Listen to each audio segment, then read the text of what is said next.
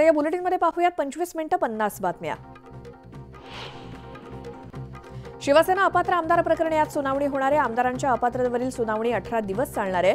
शिवसेना ठाकरे गटाचे प्रतोद सुनील प्रभू यांची शिंदे गटाचे वकील ॲडव्होकेट महेश जेठमलानी यांच्याकडून उलट तपासणी सुरू आहे। आमदार अपात्रता सुनावणी 18 दिवसांमध्ये चालणार आहे।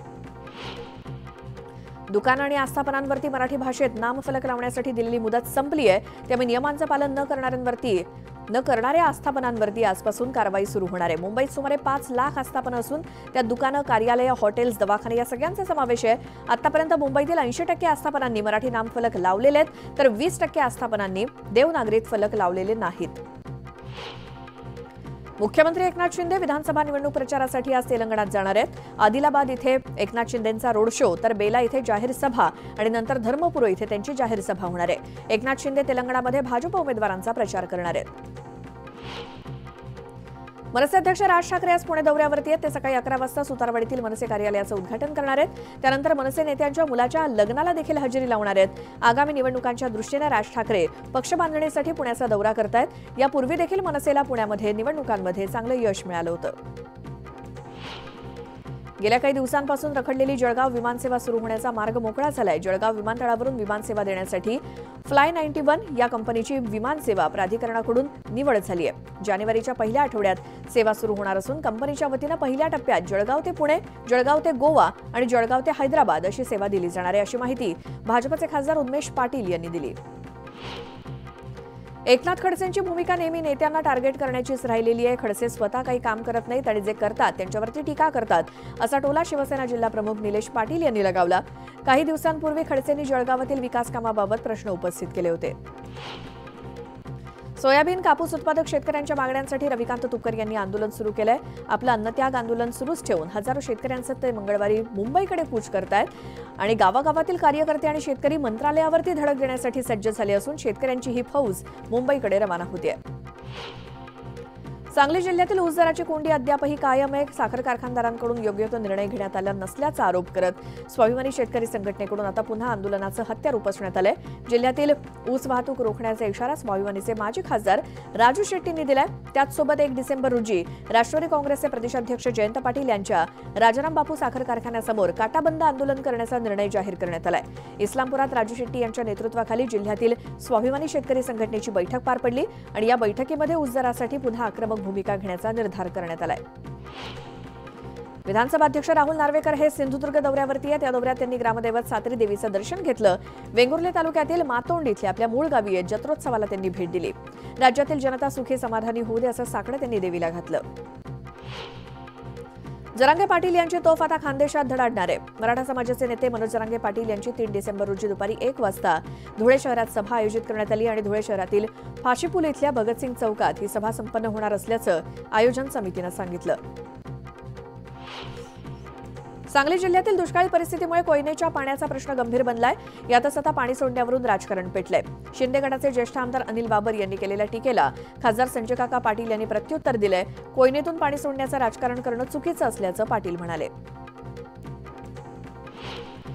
वर्ध्याच्या हिंगणघाटात राष्ट्रवादी आणि काँग्रेसला धक्का बसलाय। शेकडो कार्यकर्त्यांनी भाजपात प्रवेश केलाय। आमदार समीर कुणावार, अनुसूचित जमाती मोर्चा प्रदेश महामंत्री नितीन मडावी यांच्या प्रमुख उपस्थितीत पक्षप्रवेश सोहळा पार पडला। ललित पाटील पलायन प्रकरणामध्ये ससून रुग्णालयातील कर्मचारी महेंद्र शेवते याला गुन्हे शाखेकडून अटक करण्यात आली। ससून रुग्णालयाच्या प्रशासनावरती अटकेची टांगती तलवार कायम आहे। ललितला रुग्णालयातून पळून जाण्याप्रकरणी मदत केल्याचा ठपका ठेवून ही कारवाई केली गेली आहे। राज्य मागासवर्ग आयोगाची पुण्यात शुक्रवारी बैठक होणार आहे। या बैठकीत मराठा समाजाचं मागासलेपण सिद्ध करण्यासाठी आवश्यक ते निकष अंतिम होण्याची शक्यता आहे। त्यासोबतच सर्व समाज घटकांचं सर्वेक्षण करण्याबाबत सरकारची परवानगी मिळाली किंवा कसं यावरती चर्चा केली जाणार आहे। राज्यात यंदा हवा तितका पाऊस न झाल्यानं बळीराजा आधीच संकटात आहे। अशातच अवेळी पडलेल्या पावसानं हातातोंडाशी आलेला घास हिरावून घेतला गेलाय।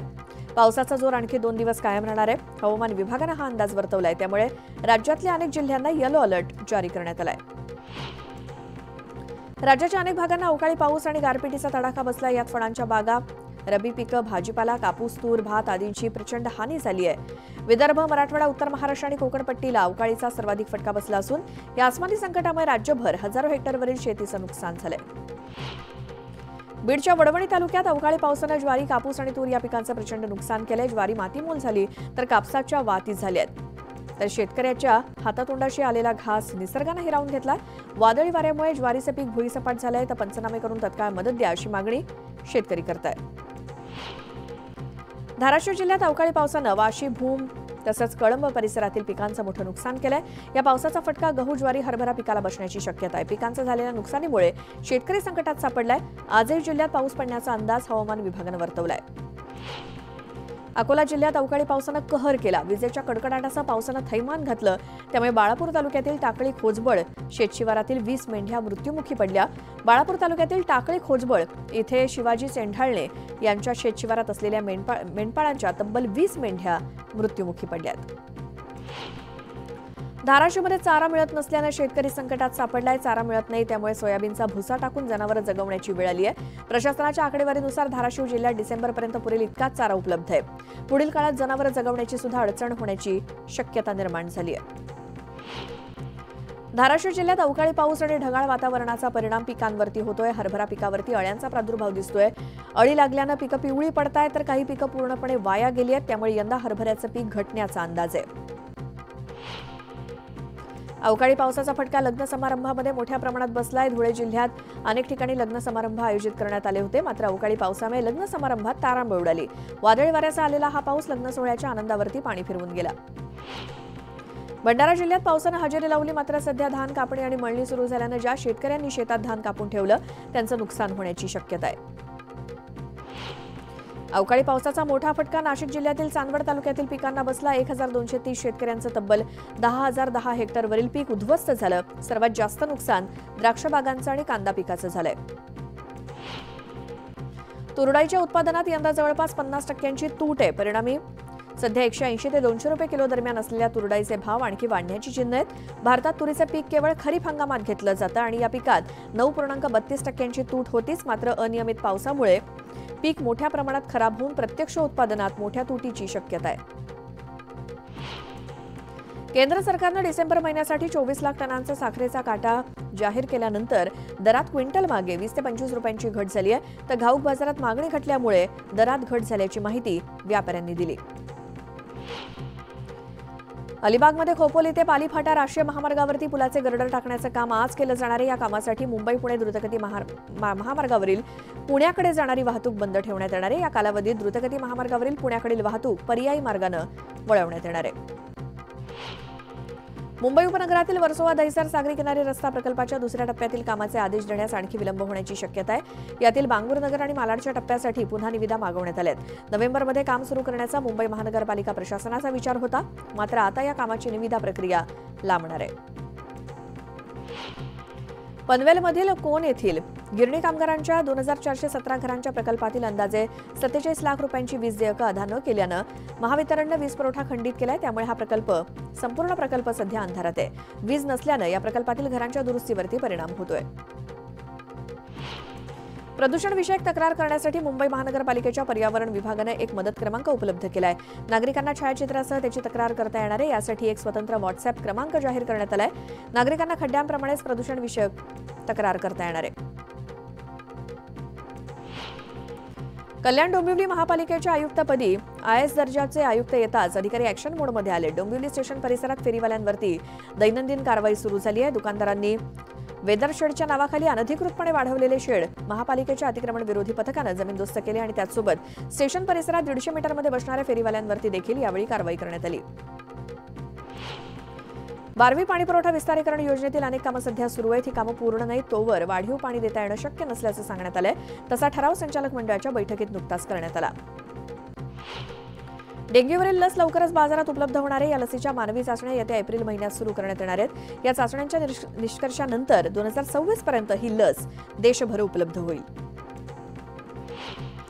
बुलेट ट्रेन प्रकल्पातील बीकेसी स्थानकाच्या कामाला सुरुवात झाली. रस्ते सपाटीपासून 24 मीटर खाली खोदकाम करून हे स्थानक बांधण्यात येणार आहे.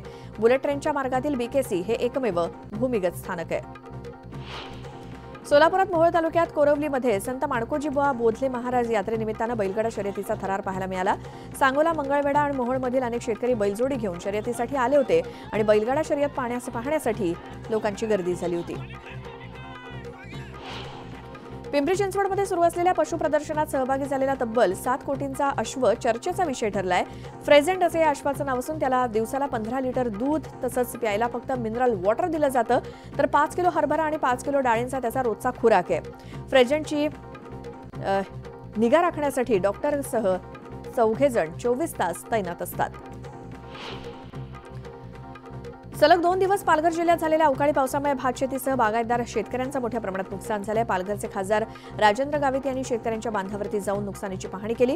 जिल्ह्यात भात शेतीचं मोठ्या प्रमाणात नुकसान झालं असून तातडीनं शेतकऱ्यांना मदत मिळाली पाहिजे अशी मागणी यावेळी गावितांनी केली. अमरावती जिल्ह्यामध्ये पडलेल्या अवकाळी पावसानं कापूस पिकाचं मोठं नुकसान झालंय. तुरीवर सुद्धा बदलत्या हवामानामुळे अळीचा प्रादुर्भाव झालाय. शेतातला कापूस पूर्णपणे ओला झाला असून भाजीपाला पिकांचं मोठं नुकसान झालंय. सिंधुदुर्गच्या चिपी विमानतळावरती 80हून अधिक प्रवासी अडकल्याची माहिती समोर येते. मुंबईवरून येणारं विमान उशिरा दाखल झालं. पुन्हा मुंबईसाठी जात असताना विमानतळाला नाईट टेक ऑफची सुविधा नसल्यामुळे हे उड्डाण रद्द करण्यात आलं. त्यामुळे प्रवाशांचे हाल होत आहेत. चाळीसगाव तालुक्यात अवकाळी पावसासह गारपिटीनं मोठं नुकसान झालंय. तहसीलदारांनी या नुकसानाची पाहणी केली तेव्हा शेतकऱ्यांनी थेट अनिल पाटील यांच्याशी फोनवरून संवाद साधत भरपाईची मागणी केली. त्रिपुर पौर्णिमेनिमित्तानं पुणे जिल्ह्याच्या शिरूर तालुक्यातील कोंढापुरी दीपोत्सव साजरा झाला. मल्हारगडावरील खंडोबा मंदिर हे असंख्य दिव्यांनी उजळून निघालं होतं. रविकांत तुपकर यांच्या आंदोलनस्थळी पोलिसांनी सीसीटीव्ही लावल्याचं समोर आलंय. तुपकर पोलिसांना गुंगारा देऊन रात्रीतून बेपत्ता होण्याचा संशय असल्यामुळे सीसीटीव्ही लावल्याचं सांगितलं जातंय. पंढरपूरच्या विठ्ठल सहकारी साखर कारखान्याचे चेअरमन अभिजित पाटील यांची रयत शिक्षण संस्थेच्या जनरल बॉडीच्या सदस्यपदी नियुक्ती झाली आहे. राष्ट्रवादी काँग्रेसचे अध्यक्ष शरद पवार हे सध्या रयत शिक्षण संस्थेचे अध्यक्ष आहेत. जेव्हा माणूस मी करतो तेव्हा तो छोटा होतो. खडसेंनी मीपणा दाखवणं सोडावं, नाहीतर लोक त्यांना कंटाळतील अशी टीका उन्मेष पाटील यांनी केली. सहकारातून कोणी स्वाहाकार केला आणि मुक्ताईनगरचा कारखाना का विकला गेला हे जर मी बोललो तर खडसे गप्प होतील असं ते म्हणाले. चंद्रपुरात 27 डिसेंबर ते 30 डिसेंबर या दरम्यान होणाऱ्या राष्ट्रीय शालेय मैदानी स्पर्धेसाठी 5000 खेळाडू तांत्रिक अधिकारी दाखल होणार आहेत. चंद्रपूरची ही स्पर्धा पंतप्रधान मोदी यांच्या मिशन ऑलिम्पिक 2036 साठीचा प्रथम राष्ट्रीय कार्यक्रम ठरणार आहे. मुख्यमंत्री आणि उपमुख्यमंत्री या स्पर्धेच्या उद्घाटन कार्यक्रमाला उपस्थित राहणार आहेत. भाजप आमदार महेश लांडगे यांनी आपल्या वाढदिवसानिमित्तानं शेकडो कार्यक्रम घेत शक्ती प्रदर्शन सुरू केलं. तर दुसरीकडे शुभेच्छांसाठी लावलेल्या होर्डिंग्सवरती संसद भवन दाखवत लोकसभेची तयारी सुरू केली आणि विशेष म्हणजे हिंदू रक्षक अशी नवी ओळख निर्माण करण्याचा प्रयत्न दिसून येतोय. मुंबईमध्ये दुकानावरती मराठीतच पाट्या हव्यात ही भाजपची भूमिका असल्याचं आशिष शेलार यांनी म्हटलं. पाट्या बदलण्यासाठी व्यापाऱ्यांना पुरेसा वेळ मिळालेला असून यापुढे दंड आकारून देखील पाट्या बदलल्या गेल्या नाहीत तर पालिकेनं त्यांचा परवाना रद्द करावा अशी मागणी त्यांनी केली. आईच्या वाढदिवसाला निघालेल्या चिमुकल्याचा अपघाती मृत्यू झाल्याची घटना भाईंदरमध्ये घडली. दुचाकीवरून निघालेला हा चिमुकला दुचाकी घसरताच आईच्या मांडीवरून खाली पडला आणि त्याच्या डोक्याला जबर मार बसून त्याचा मृत्यू झाला. अमरावतीच्या तिवसा शहरात सराफा व्यावसायिकाची निर्घृण हत्या करण्यात आली. संजय मांडळे असं हत्या झालेल्या सराफा व्यावसायिकाचं नाव आहे. सोनं आणि पैसे चोरीच्या उद्देशानं हत्या झाल्याची माहिती मिळते. तिवसा पोलिसांनी आरोपींचा शोध सुरू केलाय. छत्रपती संभाजीनगरातील कुख्यात गुन्हेगार अजय रगडे आणि त्याच्या साथीदाराला पोलिसांनी ताब्यात घेतलंय. त्यांच्याकडे 2 गावठी कट्टे, 9 जिवंत काडतुस आणि धारदार चाकू जप्त करण्यात आलाय. कराड तालुक्यातील विंग येथे गावातील मुख्य चौकात चालत्या ऊसाच्या ट्रॉलीची पिन तुटल्यानं ऊस ट्रॉलीखाली येऊन 6 दुचाकी चिरडल्या गेल्या. सुदैवाने या अपघातामध्ये कोणती जीवितहानी झाली नाही. गाड्यांचं मोठं नुकसान झालंय. 1 जण जखमी झालाय. वाराणसीच्या घाटावरती नेत्रदीपक अशी आणि आकर्षक अशी आतषबाजी करण्यात आली. देवदिवाळी निमित्तानं ही नयनरम्य आतषबाजी करण्यात आली.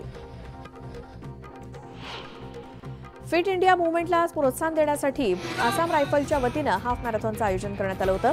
आसाम रायफलच्या शिलाँगमधल्या लेथकोर इथल्या मुख्यालयातून हाफ मॅरेथॉनला भल्या पहाटे सुरुवात झाली आणि यंदा या हाफ मॅरेथॉनचं 3रं वर्ष होतं. या स्पर्धेत आसाम रायफल्स 101 एरिया तसंच eastern air command, CRPF, CISF, SSB आणि मेघालय पोलिसांच्या कर्मचारी आणि कुटुंबियांचा मोठ्या प्रमाणात सहभाग होता. 30 नोव्हेंबरला मुख्यमंत्री एकनाथ शिंदे रत्नागिरी आणि सिंधुदुर्ग दौऱ्यावरती जाणार आहेत आणि या दौऱ्यात ते लोटे MIDCतील कोका-कोला कंपनीचं भूमिपूजन करणार आहेत. तसंच रत्नागिरी मेडिकल कॉलेजचं उद्घाटन देखील मुख्यमंत्री एकनाथ शिंदे यांच्या हस्ते होणार आहे.